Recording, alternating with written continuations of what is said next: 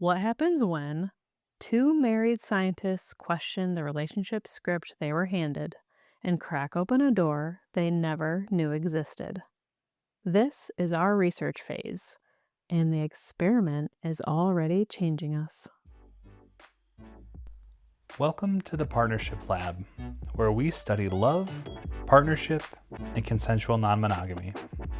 Think of this podcast as a relationship lab notebook, filled with real-time observations, experiments, and what we're learning along the way. Our discussions may include explicit language and sexual content, so listener discretion is advised. Welcome back to the Partnership Lab for episode 8. I'm Roz. I'm Max. So, what have we been up to? It's been a minute. Yeah, it's been a while since we recorded. We kind of got ahead, so it's probably been 2 weeks since we've done this. So, And we were going to record a few nights ago, but we got distracted and had to have sex. So. Yes, yeah, that. And then it was our bedtime. right, exactly.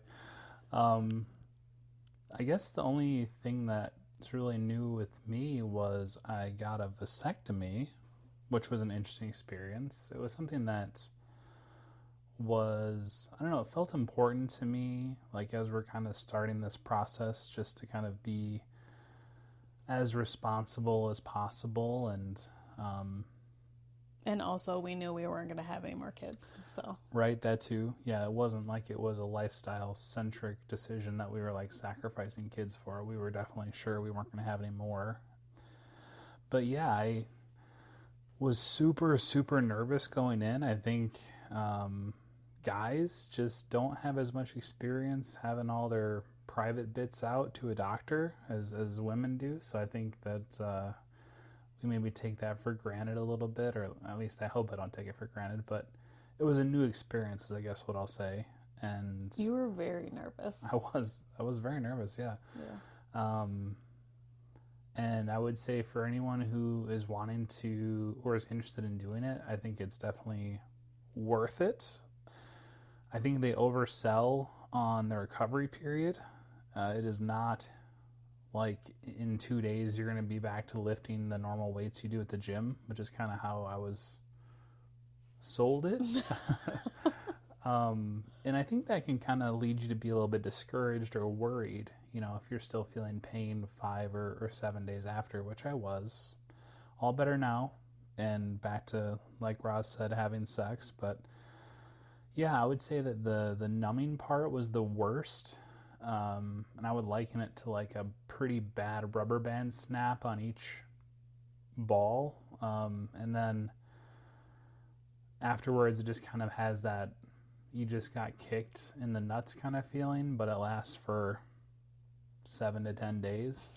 So, but yeah, I mean, it was tough because I didn't want to like make it all about me, because I really was doing it like with the respect to all the things that you've gone through, you know, with your own responsibility for our, you know, reproductive process, and, you know, having the, you know, carrying the baby and having the C-section and the whole deal. So Yeah.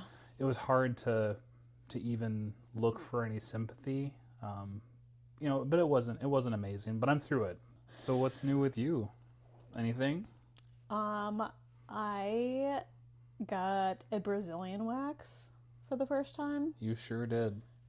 And actually I've had 2 since we haven't like recorded for a while. And what was that like?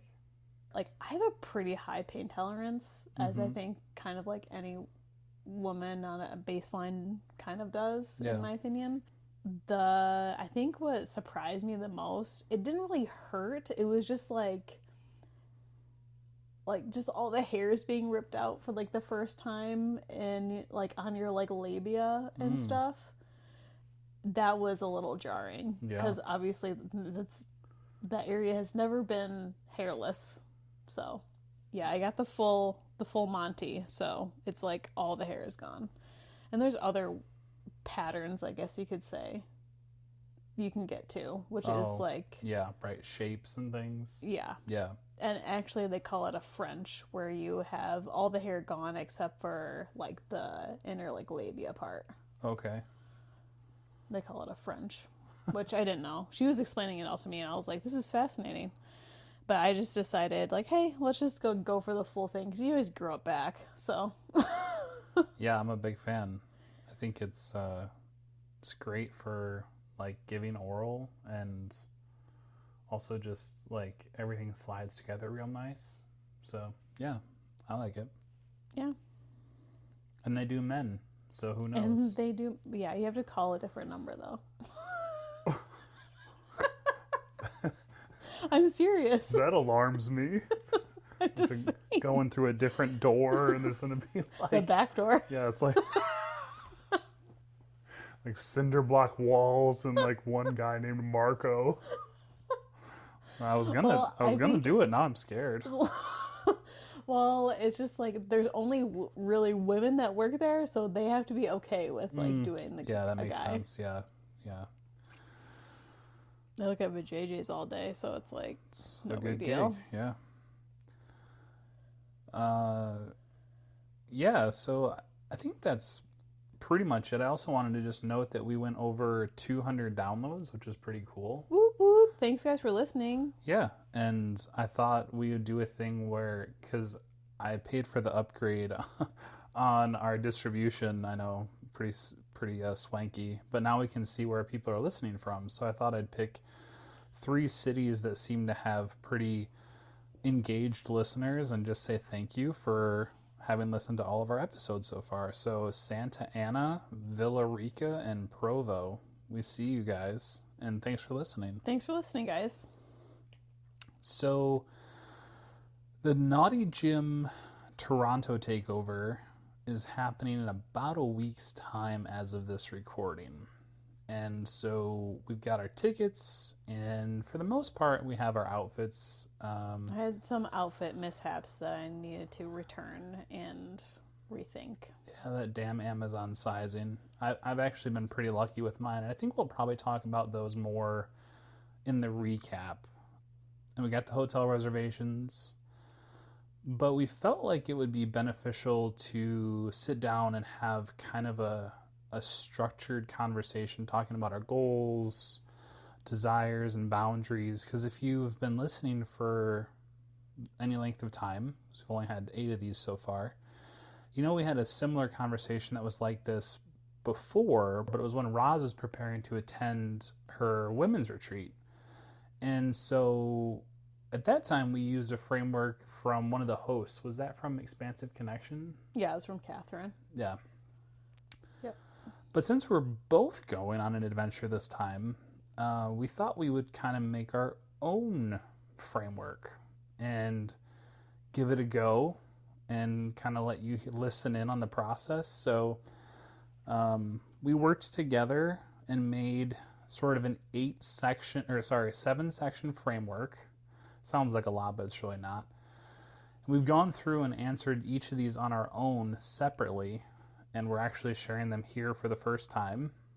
And then at the end, we'll do a little fun ChatGPT exercise to kind of see where it thinks we're landing with where we're at on this whole process. Do you want to talk about like what the sections are? I think we should just like get into it. Okay. So the first section that we're going to talk about is, what is this event mean to us? And there were 5 prompts. Why are we going? What are you most excited about? What are you hoping to get out of the trip? What would make the trip feel successful? And what would make it feel disappointing? Would you like to share yours first? So what does the event mean, like to me or like to us from my perspective? Why are we going? Like for me, it's really about exposure, meeting other people in the community and seeing how it feels to be open and practice that type of relationship dynamic with other people who are accepting and, you know, are curious in the same way. Yeah. My brain can really understand like lots of scenarios because we're very cerebral people, like being scientists and everything. But my question to myself was like, does my body understand all these scenarios. Interesting. Because those are two very different things. And I'm trying to like link it. I'm trying to connect all the dots of all these things. Like I'm learning and understanding like why things are the way they are. And so I think also being essential also ties back into this. Sure. And I'm in my head a lot, but my body tells me things. My body sometimes tells me things before my brain does, like logically. Mm-hmm. So like the physical manifestation of scenarios and feeling how I'm affected or not with like quote unquote dating again and putting myself out there. Yeah. This is like the exposure therapy, I guess, to all of those questions and really just experiencing it and then seeing what happens. Yeah. And for me, I said that this is a opportunity for us to go somewhere that we don't have to fly to, which is nice from an expense perspective, with a group of people who listen to the same podcast we do, which we found kind of self-selects for people you're going to get along with. So that's exciting. And it allows us to I'm going to try and say more me statements. So it allows me to have experience into the traditional sex club setting for the first time, because we have done some of these trips before, but they've been very like learning based, and this is probably the first real kind of party setting we're going to. And it's also an opportunity to meet Scott and April, which is something I'm pretty excited about, because we've kind of communicated online with, through Instagram or through the Naughty Gym platform and stuff, but it'll be cool to meet them in person and hopefully make some new friends. So that's what I answered for why we're going. Mm-hmm. So what are you most excited about? The part of the weekend I'm most excited about is the Mermaid Lounge. It's like a pool party portion of the X Club. Obviously, we haven't been there yet, but we've looked into it, and it's got like a very spa-ish type feel, but it's also like super sexy. And I always get super horny when I'm in the pool anyway, so I think that'll be kind of a fun opportunity to experience that. And I think the other part that stands out is, interestingly enough, picking my outfits. And I think part of that's because like every day I don't really put much thought into what I wear because I work from home a lot, and this is a chance to wear things that are maybe a little bit out of my norm, but I get to express myself in what is a very like accepting environment. And lastly, I think there's going to be a portion of the weekend that's very pride focused, and I think it'll be fun to experience that as a couple and have it be like very safe and like anonymous, like we get to just be there and have a good time. And because it's Pride weekend in Toronto. It's like the finale of Pride month in Toronto. So it'll be fun to like experience that, not to worry about like who's watching or who's taking pictures or whatever. What about you? I had to think about this one actually quite a bit, because I was like, I'm kind of at that point of like just before the trip where you kind of like start to get a little nervous about it. And so I think the most exciting thing, I only really put one thing. The most exciting thing that I'm looking forward to is like maybe like flirting with other people and just like being friendly and like just kind of vibing with people. Yeah, I love that. A new crowd, I don't know, just having a good time. And I think that shows in like some of my like later answers too. Cool. And what I'm hoping to get out of the trip is to really get a like personal glimpse into like what quote unquote real parties are like. I know like it's whether it's like a resort party, a club party, or maybe it's a house party. There's a bunch of different kinds, but this will be like our first real one. So we always hear about the stories about people going and experiencing their events. And this isn't just like Naughty Gym focused either. I'm just talking about lifestyle events in general. So you always like hear what it's about, but it's I think it's going to be fun to just experience it for yourself. Yeah, 100%. The thing that I'm looking forward, or I'm hoping to get out of the trip, is confidence. And in that could be confidence that we belong in the community, or confidence that we'll enjoy ourselves, or confidence in myself just in speaking to others, or body confidence. Any of those, all of those, some combination of those. Any of those, all of the above. Would be great for me. The next one is, what would make the trip feel successful? So for me, it would be the confidence I mentioned above, and then also just getting a better feel for what the lifestyle is and what our place is in it. What about you? I was thinking more along the lines of like, I think I would consider it a success if we push our boundaries a little bit. I love that. And then whether that's actually connecting with someone else through friends physically, or just simply having like sexy time just us, maybe in like a more open space. Yeah, I think that would be a successful trip. I agree. And it doesn't have to be like one extreme to the other. I think we've kind of shown our hand already. It's like we take some baby steps in everything that we do, I think. Yeah. But I'm not saying that that's bad. Like, I liked and do like that we are taking it slower. Yeah, I heard someone say one time that it was like, if you kind of jump to the end, you like miss a lot of stuff in the middle, you know? So if it's like your very first time out and you go to like a 10-person orgy, full swap, you kind of like missed the, what is it like to have the first kiss and that type of stuff. So doesn't necessarily have to be like everything racing to the end. So yeah, I agree with you. Just pushing our boundaries is a good success metric for sure. And what would you think would make the trip feel disappointing? I said if we just sat in a corner and didn't talk to anybody, or if we argued the whole time. I said if we disappeared to our room without trying new things. Yeah. And finding out, and I added this later. I was like doing some of the other questions and I added this later, and I was like, finding out that someone did not disclose an STI status would really be a bummer. Yeah. I think that's kind of on my mind because like that's like one of my things. I think that's one of my hang-ups about this whole thing in general also, is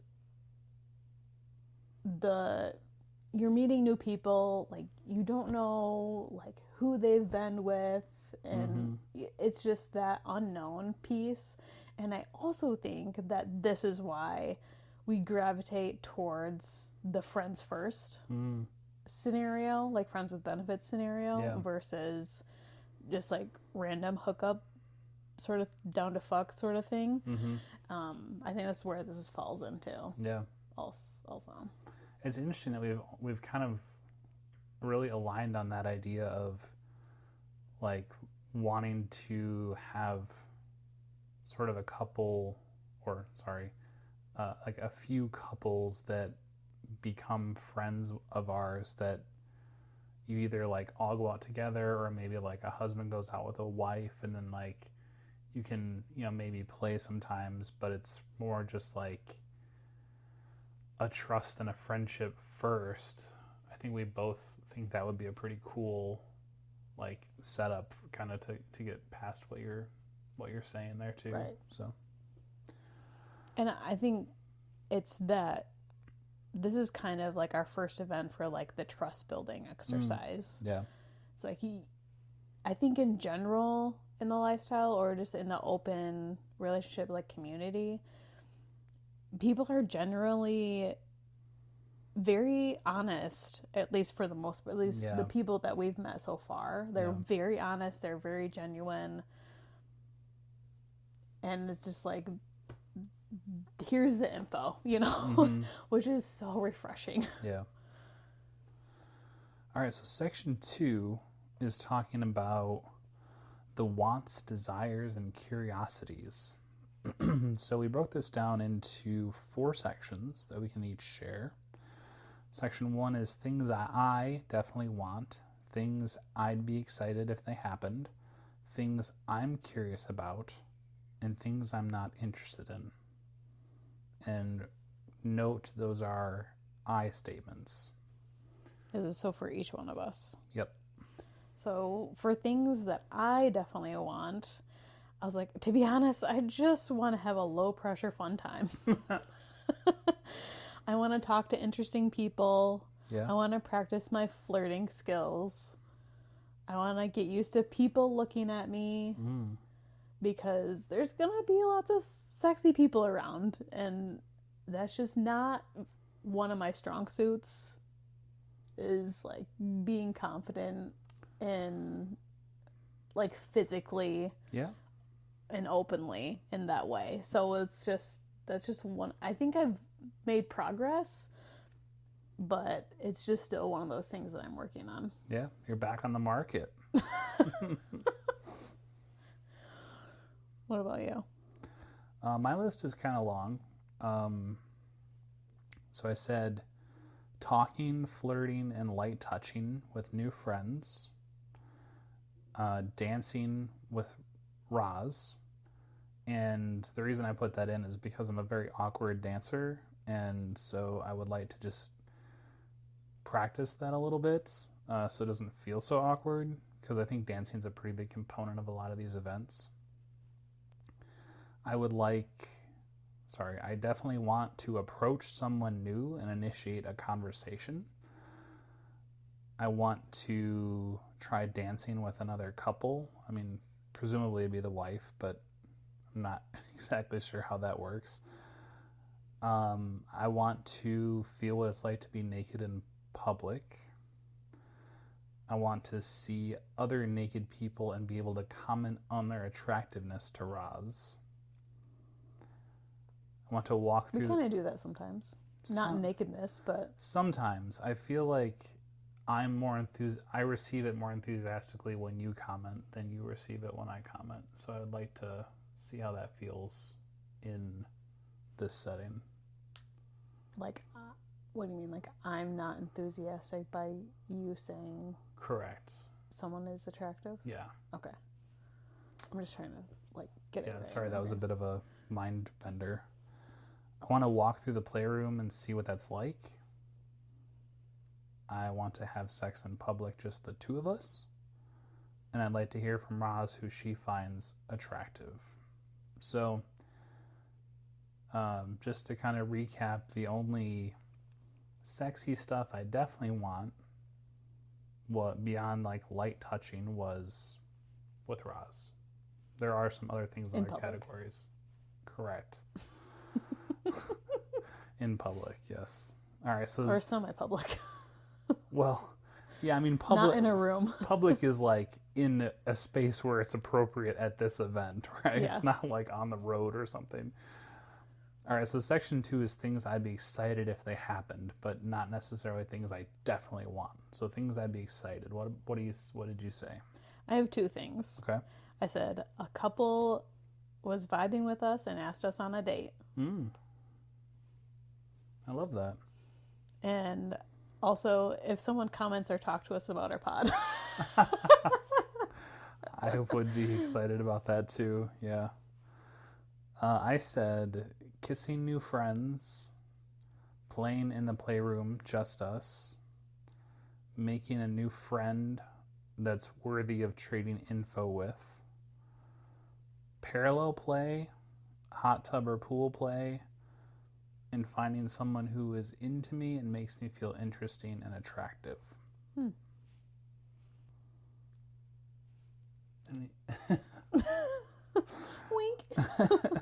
I mean, besides you, yeah. All right. The next one is things I'm curious about.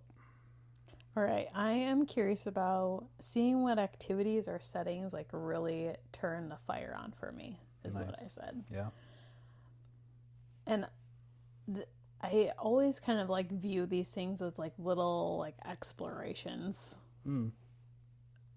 Because, like I said earlier, you can think of, dream, like use your mind to think of all these things, but I feel like the mind like body connection, like how is it actually when you're in it, physically doing it, like I feel like that is a huge component to this entire thing.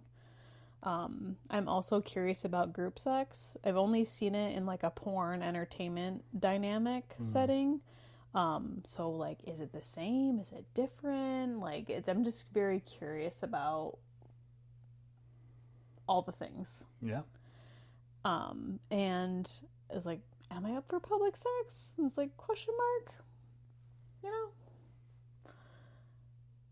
It's like, you just gotta try it and then figure it out. Yeah.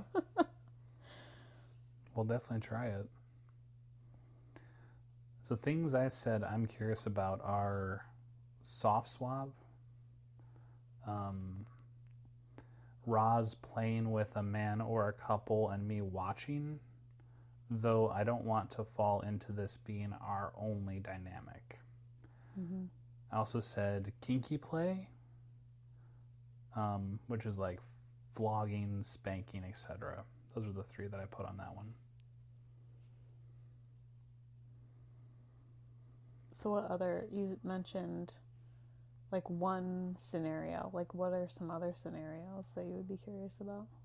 Because you said you didn't want like me playing with someone and you watching being like the only thing.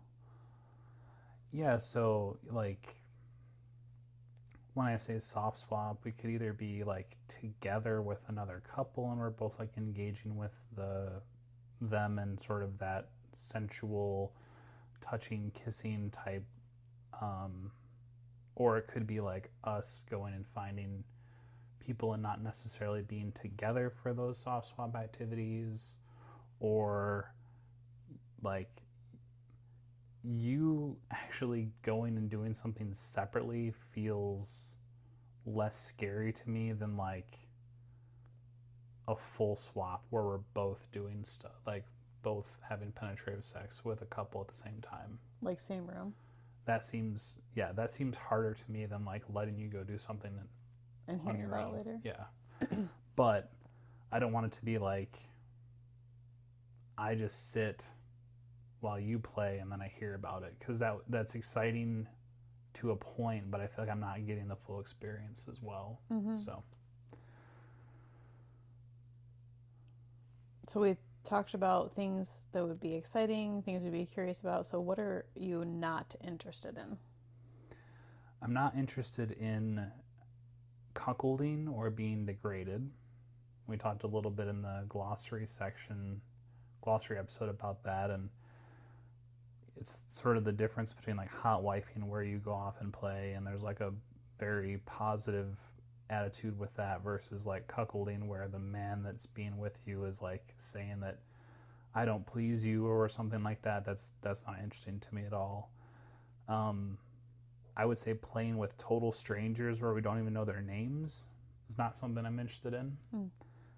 And just watching Roz engage the entire time. Yeah. I think ours are very similar. I said being seen as an accessory or toy. And I put this in quotes as like, oh, you're here, you must be DTF. So for those you other newbies that might be listening, DTF means down to fuck, which means, you know, you're just like up for whatever, basically. Or I also said being degraded. I think we talked about that previously also. Yeah, you don't want to be a bitch or a whore or a slut or... I just don't think I want to be called those things by someone else. Yeah. I don't know. It's a weird It's a weird dynamic. That's not weird. I just mean, I know some people, like, that's like a turn on, like, kinky thing. Yeah. And I just don't know. I just feel like it kind of gives me the ick a little bit. Well, we skipped over it, but you said it the other day that you would kind of reach this understanding that you're the queen, right? Like you want the pleasure, bring you the pleasure. You don't talk to the queen like that. You don't talk to no queen like that. Yeah, and that's fine. All right, so that was section 2. Section 3, what am I actually comfortable doing? And what are my personal boundaries? So there are 4 sections in this one. Actually, there's 5. What feels easy? What feels exciting? What feels scary? What feels too far right now? And then we have a couple different circumstances asking like which ones of those would make you feel uncomfortable. Would you like to start with what feels easy? Sure. So what feels easy for me is like, I think the easiest part will be walking into a room within our outfits and you holding my hand. Yeah. That is going to be the easiest part of this entire weekend.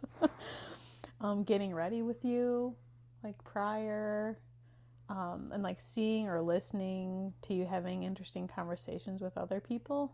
In like an intimate setting, maybe. Yeah.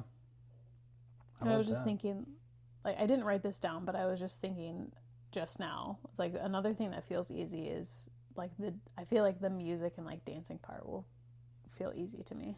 Yeah. I said nothing feels easy, to be honest. But I think I could at least approach and start a conversation. However, that might feel a little bit different if there's no clothes involved. So,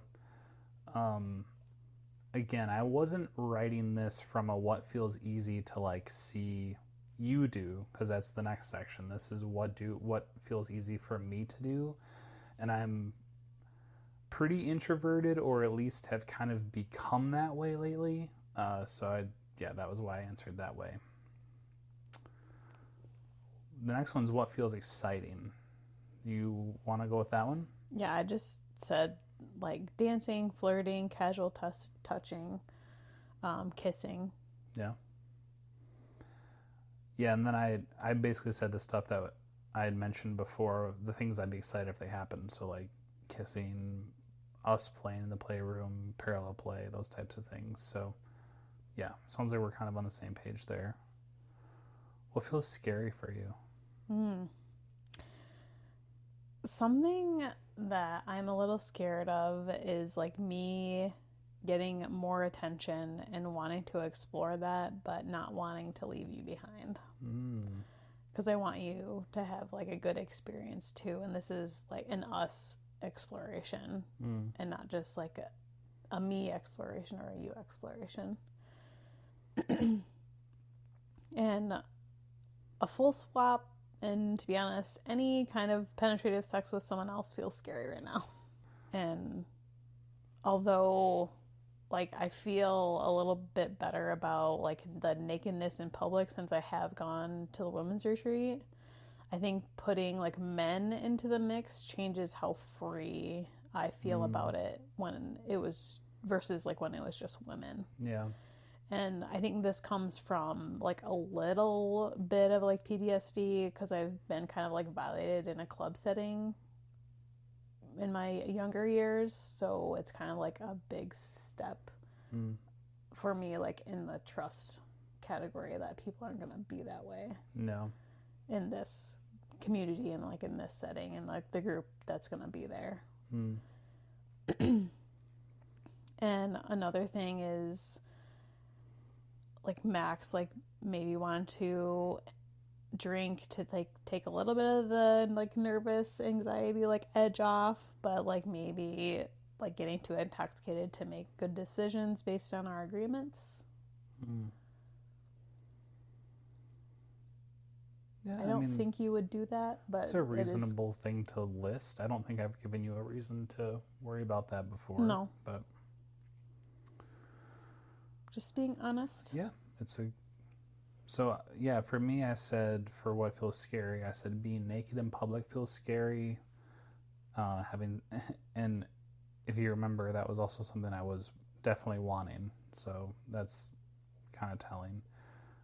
Having sex in front of people feels scary. Swapping with new friends feels scary. Worrying if my dick size is gonna if it's gonna look too small around everyone else. Worrying, if I'm gonna feel like I'm being awkward or making someone feel uncomfortable. I have this just like in my sort of inherent fear is like making someone feel uncomfortable or coming across as like being a creep or something, which I don't think I really give off creep vibes, but that's just something that's like always in the back of my mind. Like if I'm walking behind a woman on the street, I'll like slow down or kind of like move to the left so she can see me out of her periphery, just so she doesn't feel like she's being like stalked. I don't know. I always kind of have that in my mind. So that's something that I'm probably going to be kind of thinking about until I get kind of in the zone. And then what feels too far right now? For me, I said my too far is probably somewhere in the soft to full swap range. I think I would be very on board with like parallel play or us playing in the playroom or like kissing another couple or maybe soft swapping is kind of like I think where my boundary is currently. Mm-hmm.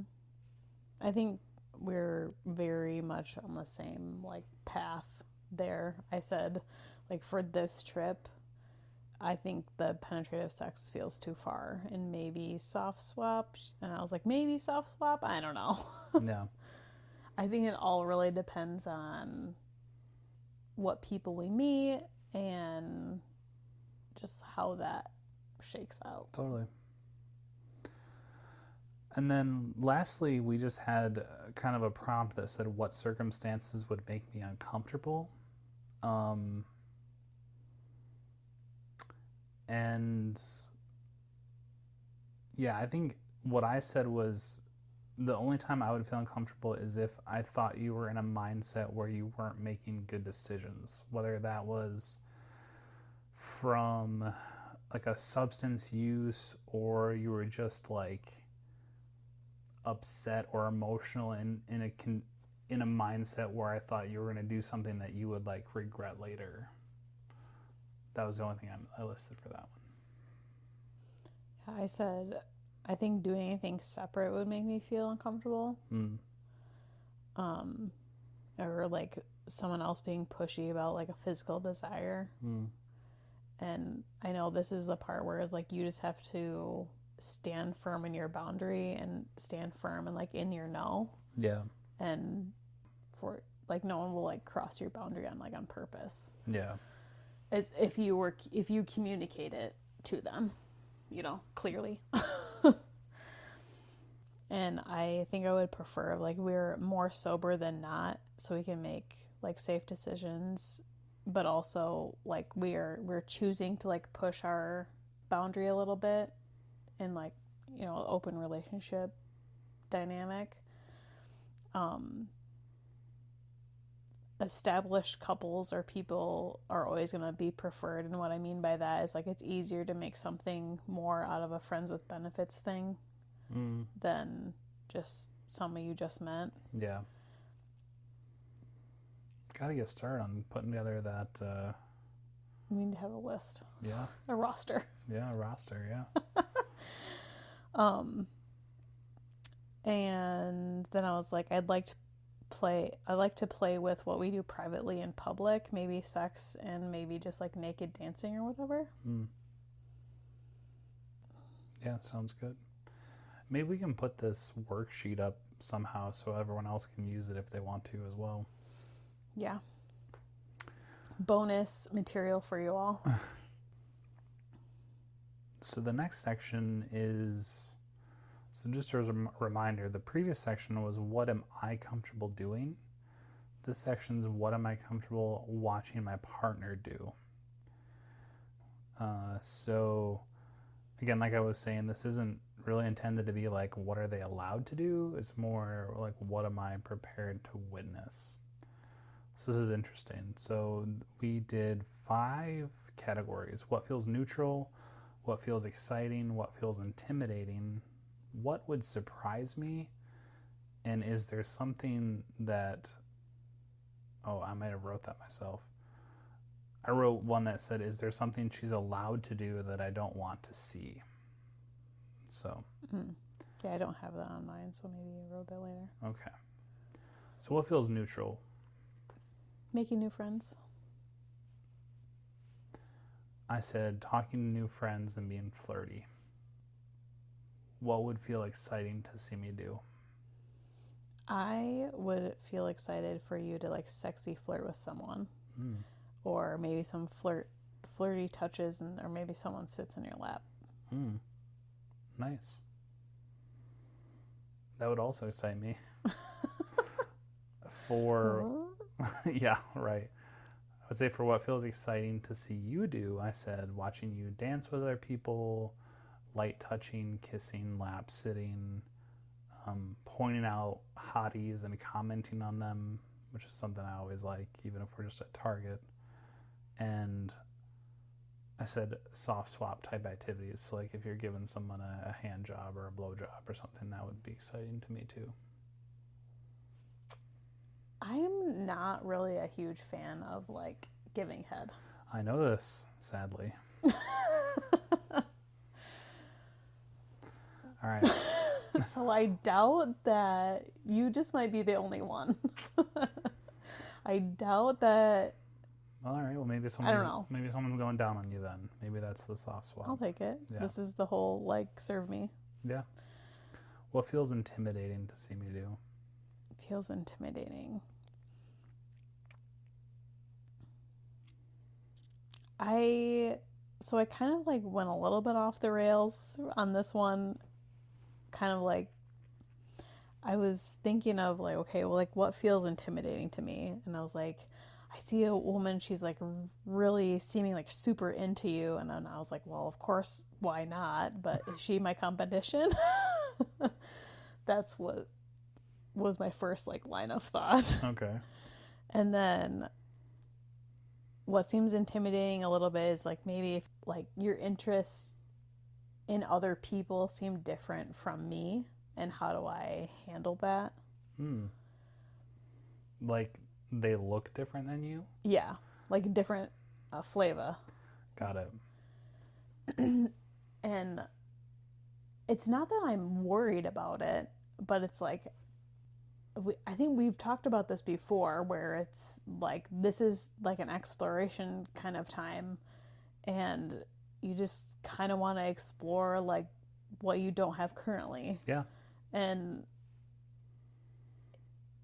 I feel like it could be like a little bit intimidating because we're so used to being together. And so yeah, that was just something I was thinking about. Yeah. Like I said, different flavor. That's cute. For me, I said penetrative activities feels intimidating. And I said, I think watching actually feels harder than letting her go and do her thing and meeting up after, which is something I mentioned before. So, what would surprise me? So, sorry, I didn't mean to interrupt, but well, like, it makes me curious about like what is it something about like you visually seeing the act that makes it hard?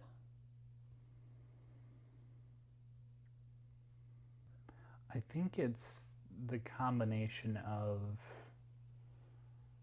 seeing something I've never seen before and also feeling like I still have to perform.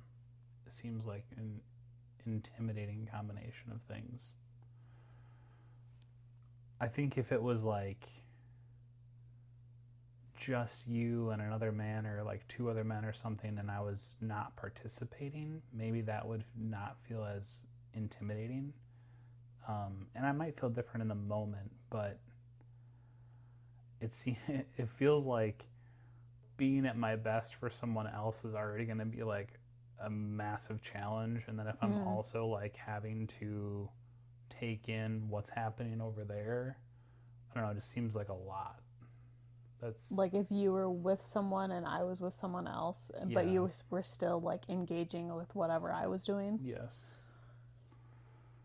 And it's like overstimulation. Yeah, and like it's not like I'm worried or jealous. Like that's kind of reflected in the whole like you could go do it.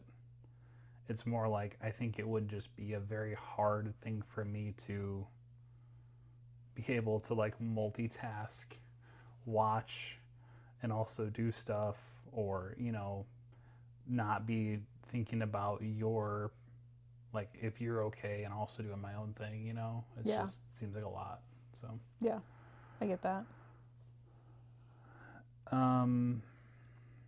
Okay, so what would surprise me? So I said, if your pace got ahead of us, it would surprise me. And I also said, if you felt comfortable or excited about me doing really anything. And then I said in parentheses, I don't need excited, but permissive or accepting would be good. You said something the other day about how you had focused so much on yourself, you hadn't really thought about what you were okay with me doing. And that maybe concerned me a little bit, that we were going to get into this and it was going to be like you had a very good understanding of what you were okay with doing, but not with what you were okay with me doing. And that kind of like, I was a little bit concerned by that. So I don't think you need to be concerned. Okay. It was just more like I've just been focusing on like a lot of things I just never really thought about before. Yeah. And it's like you kind of always just need to start with, okay, what serves me, and then like what serves us. Like, and how do we align the wants and desires of both of us, like as individuals, but also like as a primary couple. And like do the Venn diagram, where's the intersection meet? I just had one thing for surprise me. It was like that you would be more confident than me. Would surprise me. That would surprise me too. And then I added on at the end, if there's something that you're, and I don't like even using the word allowed, I put it in quotation marks, but like, is there something that you're allowed to do, something I'm okay with you doing, that I'm not okay seeing? And my response was, I don't want to limit her because I trust her. I'm not sure how it will feel to see some of these activities happening, but I trust her.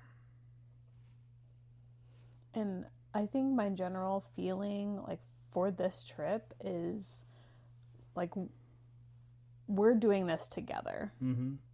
And it's something that like we're kind of gonna stick together on this trip.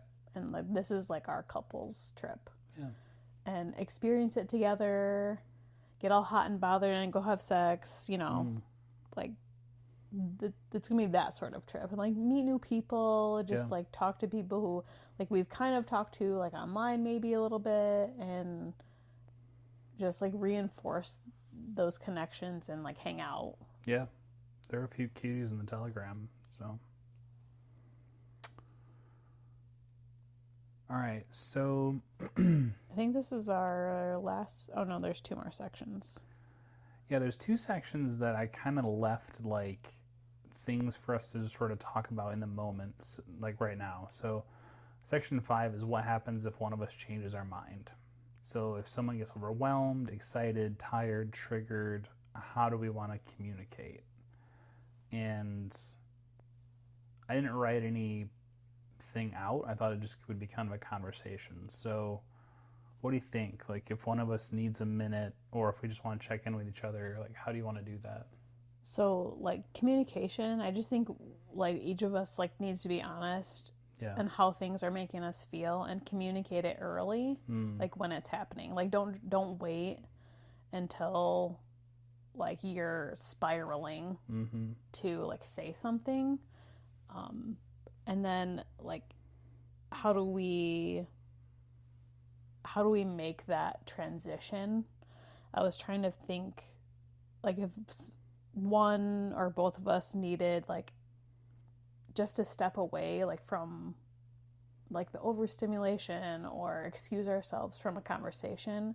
Like, should we, like, have a code word or a phrase that we use to still be kind and polite, but also signal to the other person, like, hey, like, I need to, like, get out of here for a little bit. You know? I think we should just be super honest, because I think that anyone who's done this for a while is going to kind of, like, know if you're like, pumpkin, you know, if there's like some sort of, but if it's just like, hey, we're going to take a little break, we're going to go spend some time, just the two of us, like, I think that's perfectly fine. Yeah, okay.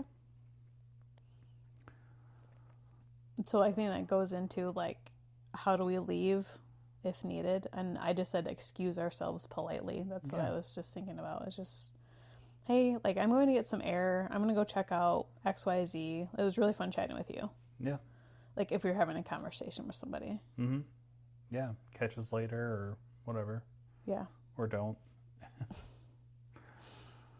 And I also think, like, when people say that to you, like, don't be offended. Yeah. Or be like, oh my gosh, I did something to, like, make them leave. And I don't know, that very well might be true, because they, you know, I just don't know.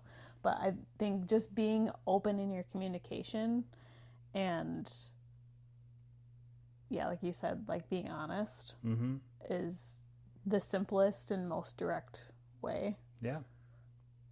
And then there's no, like, hidden meanings anywhere. Right. Okay. And then what do you think about, like, how do we handle if one person wants more than the other? I think, given kind of what we talked about, it seems like we're on the same page with, like, we're both really interested, excited, aroused by everything up to, like, kissing, light touching. Maybe the gray area is, like, parallel place, soft swap, depending on the situation, and then we're both kind of like no on penetration. So I think as long as we're feeling like that is still holding for us when we're there, you know, maybe we need to communicate a little bit when we're getting in that gray area, but I don't feel like it's like you don't want to kiss other people, like you want to just, like, make friends, and I want to, like, be in a 10-person orgy. Like, I don't feel like we're that far apart. Right, yeah. So I think it's just kind of that gray area of, like, oh, this is, like, getting pretty heavy. Are we good, or do you want to, like, slow this down? Is, I think, kind of where it. And I think the check-ins just need to be simply like that. Like, how are you doing? Like, you good? Yeah. Okay. Yeah. What I just said is, like, quote, go at the pace of the slowest person. There is going to be plenty of opportunities for us to push more boundaries. And I think it doesn't sound like it's going to be that much of a difference, but I was just thinking in terms of, like, if there was a bigger difference, I think the small sacrifice of one person is worth preserving, like, our relationship foundation. Yeah. And hopefully it's not the one and only time we do this, so it's like, well, and we have, like, other trips that we have already scheduled, so that's why I was thinking, I was like, we have more opportunities to experience, push boundaries, and do something. This is like, what does it look like to watch other people have sex? What does it feel like to be naked in front of people? What does it look like? What does it feel like to, you know, maybe kiss someone else for the first time in 20 years? You know, like, those feel like pretty big deals. And then, like, if you kind of lay those bricks, and it's okay if that's all we did this weekend, that's great. We come back, we have crazy sex for a week at home. But then the next time it's like, okay, now we know what it feels like to be naked in front of people, or we know what it feels like to walk through a playroom. It's like you're kind of building that foundation. So yeah, I don't think I'm racing to a particular outcome, but I do think that knowing that, you know, knowing how far is okay does kind of unburden you a little bit to kind of practice the flirting skills and be yourself and kind of just see what that feels like. So. All right, do we want to do the prediction game? and then we'll Sure. see what chat has to say. I've copied our answers into chat and asked it some questions about us, so that'll Oh be my fun. gosh. Yeah. All right, so the prediction game, there's 5 questions that we answered for each other. So what do I think Roz will enjoy the most? I said the social aspect, meeting people, dancing, and getting to wear fun outfits. True. Bing! Survey says. Ding, ding, ding, ding, ding, ding, ding. Number 1 answer.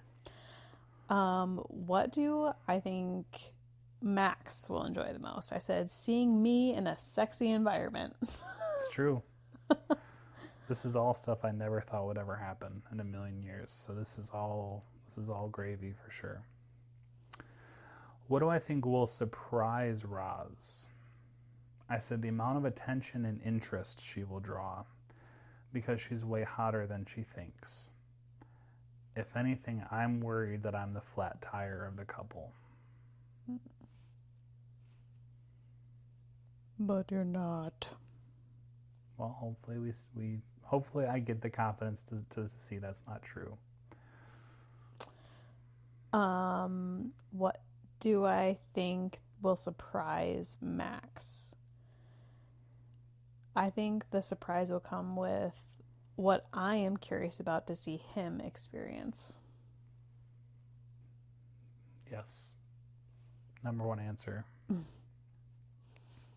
And what do I think Max will struggle with? I think maybe me being the more social butterfly. Yeah. I don't know. I don't. I think I would maybe agree with you with a little bit of a tweak of the word of Sure. like, I want you to be yourself. I want you to be social. I might struggle being social without you, like next to me. Without you is kind of like my security blanket. But I don't want This you is to like stretching your social. Yeah, right. But gotta rubber do it, band. right? Yeah. But I don't want you to like dim that to like match me. I need to like match you, you know? Yeah. Meet me where I'm at. Yeah. What do I think Roz will struggle with? So I said, hopefully I'm wrong, but I'm going to say communication and dealing with my interactions with other people. I think that idea is less of a turn on for her, but I hope she can find the fun and benefit for me. But you also said what you thought would surprise me would be the things that you're interested in seeing me experience. So there you go. What do I think Just a box full of chocolates, you know? What do I think we'll laugh about on the way home? I said we'll laugh about all the naughty, sexy things we did that we never thought we would. I said sexy things that surprised us and maybe anything that happened to us or that we fudged up as newbies. And finally, what do I think will completely misjudge? What'd you say? I said, we've kind of already experienced this, but like quick connections or maybe finding out like what things matter more or less to us than we originally thought. Yeah. Yeah, I said how fast people become our friends and how natural it feels to be naked. So, let me open my prompt because I put in our responses and I asked it some questions. All right, so this is what chat said, and I'm paraphrasing here, so if this feels a little clunky, I apologize. But it said its overall impression. Oh, okay. At first, it said, "I want to say how impressed I am with these responses.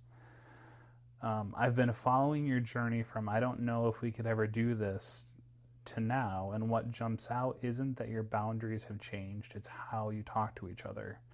You aren't asking what's allowed, you're asking how do we protect us while we explore."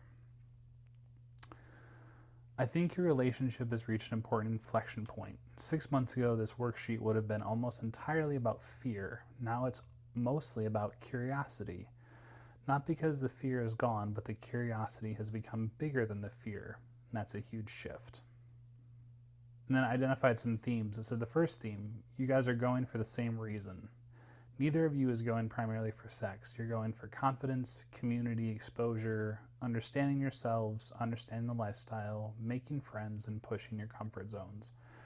Your answers were remarkably aligned, and that tells me your relationship has a shared mission. Damn. Theme number 2, friendship is greater than sex. Both of you repeatedly wrote things like, meet interesting people, make friends, find people we vibe with, trade contact info.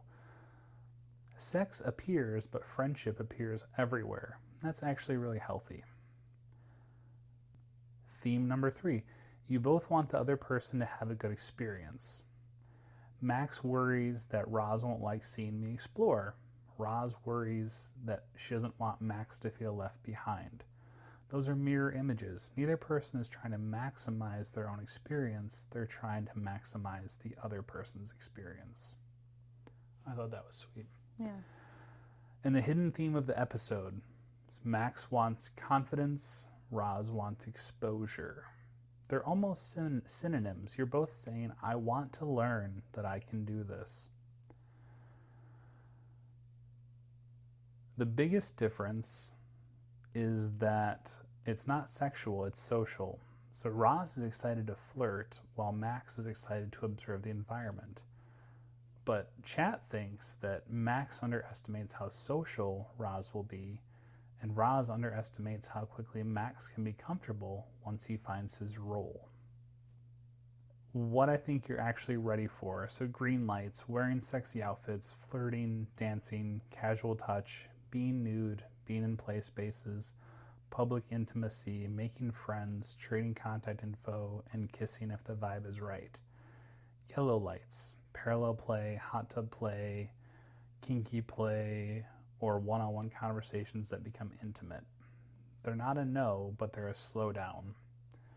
Red lights, separate play, penetrative sex, overnight encounters, pushy people, intoxicated play, total strangers, and anything that creates regret.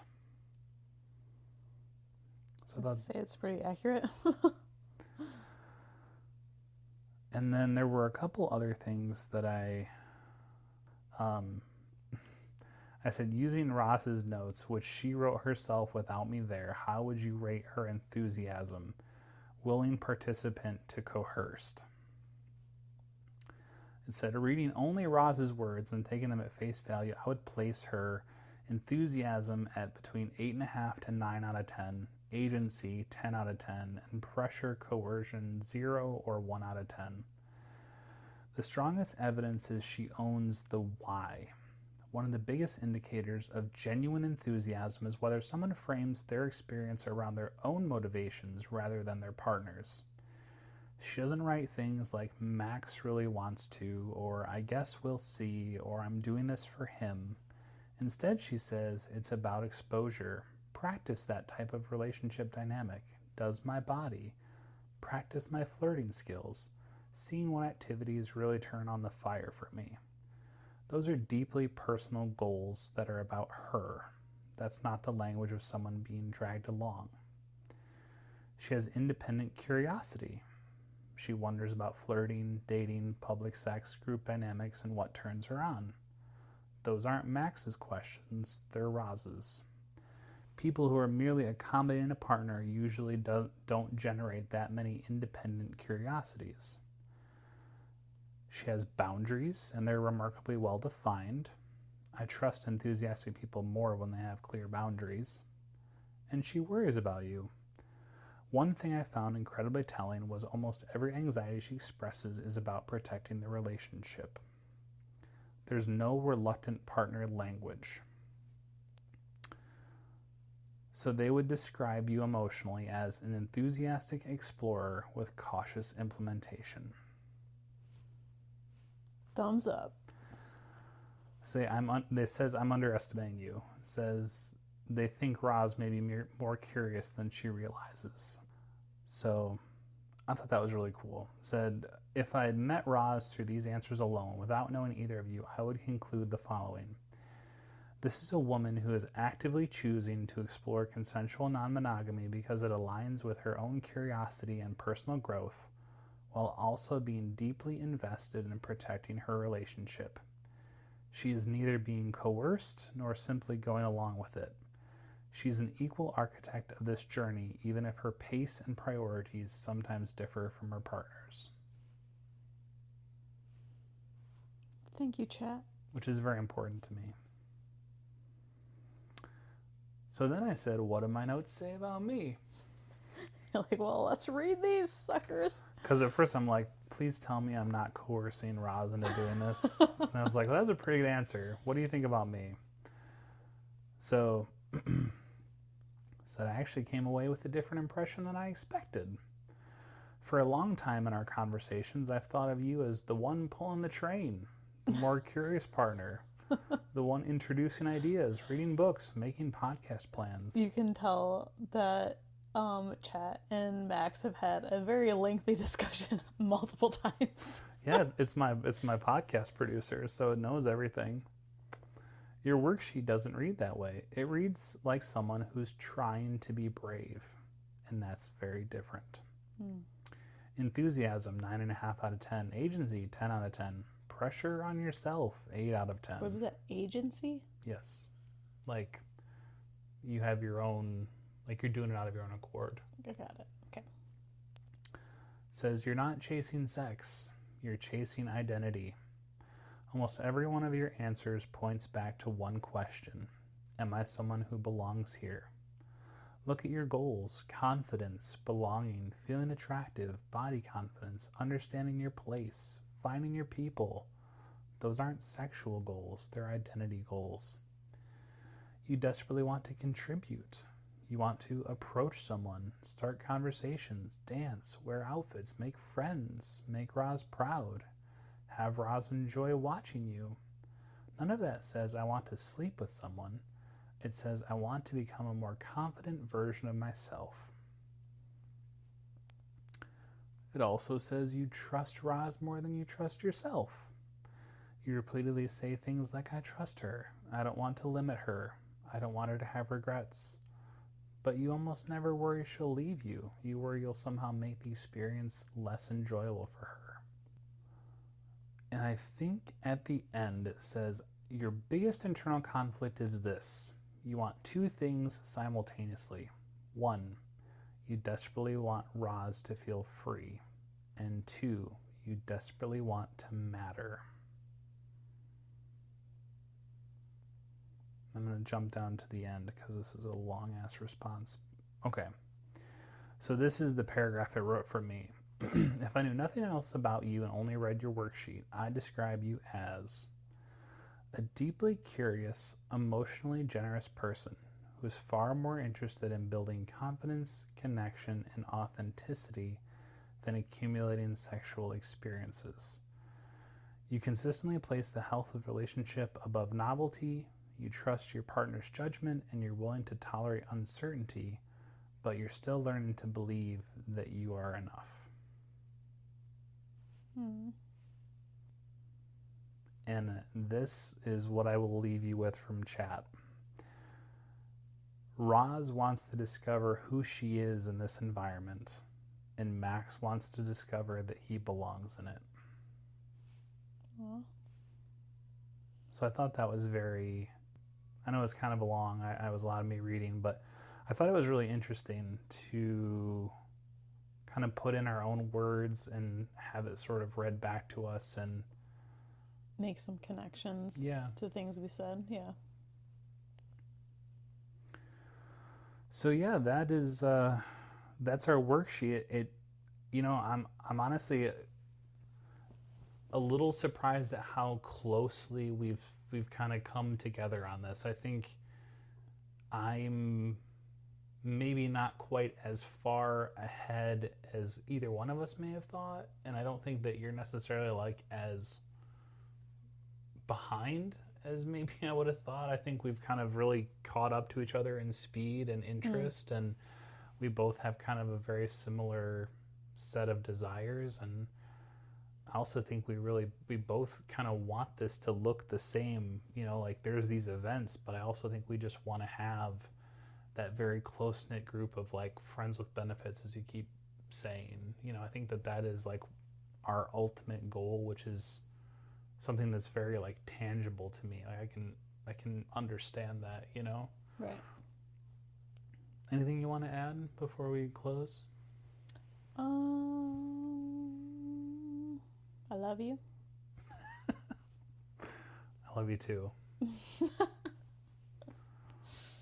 We watched, just as an aside, for all of you Erica Lust subscribers, we have 2 recommendations. One was The 9 Delights. The 9 Delights. Oh my gosh.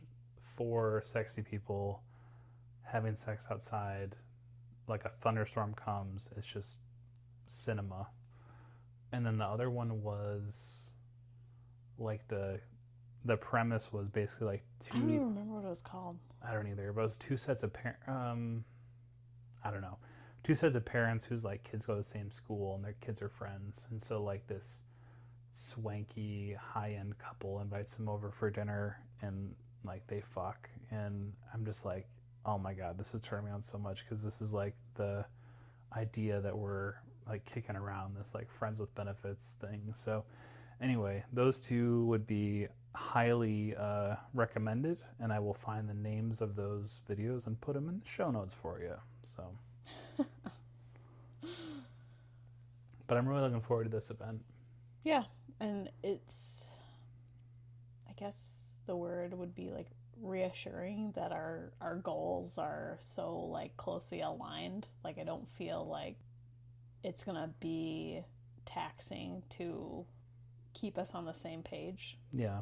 So to speak. Which isn't really surprising, considering No. we've been on the same page for basically our entire lives. But I definitely, I feel that too. Yeah. I feel like we're not going to have to try and slow each other down or speed each other up. I feel like we're kind of right at the same spot. So.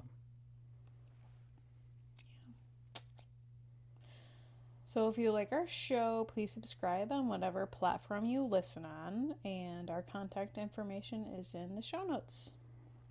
And we haven't said this before, but if you don't mind leaving us a 5-star review, that would really help with the algorithm. It helps our show get seen. And I know sometimes you don't want to be rating like E&M podcasts, but if you can, it really helps. Yeah, and you can also find us on Instagram. Send us a DM or send us an email. So our Instagram is at @the_partnership_lab. Or you can send us an email, thepartnershiplabpodcast@gmail.com. In our next episode, we're going to be back. We're going to be talking about the event. So that wraps up today's entry in the Partnership Lab. Until next time, stay curious. Bye. Bye.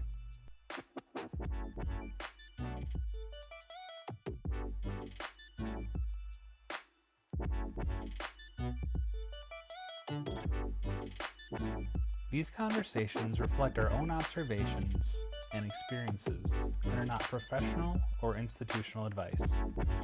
They do not reflect the thoughts or opinions of employers, family, or guests, nor imply their approval of the content shared.